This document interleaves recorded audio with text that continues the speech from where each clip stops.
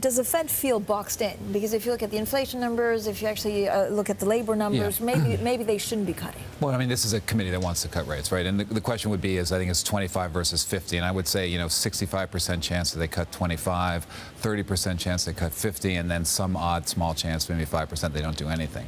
Remember, it's a committee. I think Jay Powell looks like to be committed to a bigger rate cut, but the committee may bring him back to 25.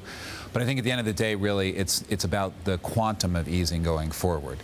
So if they're to deliver 100 basis points of rate cuts over the course of the next year or so, that seems quite a lot, actually, given all the information that we have.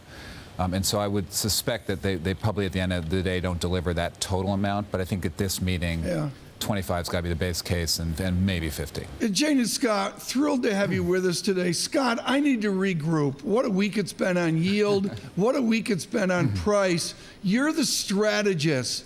Why don't I just lock in my bond market gains and take the rest of the summer off? Well, I think, though, Tom, if you look at the information set that we're presented with, right, we have a Fed that is reacting to a downshift in sentiment and a downshift in, or a concern about kind of geopolitical risk.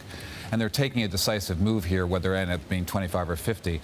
It's a pretty positive environment for yields, right? You have an environment where monetary policy has shifted to the easier side.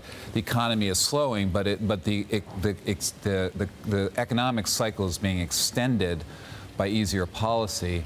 So, you should be clipping coupon in this environment, and that's basically our view, which is, yield is the way to go for the next couple of months.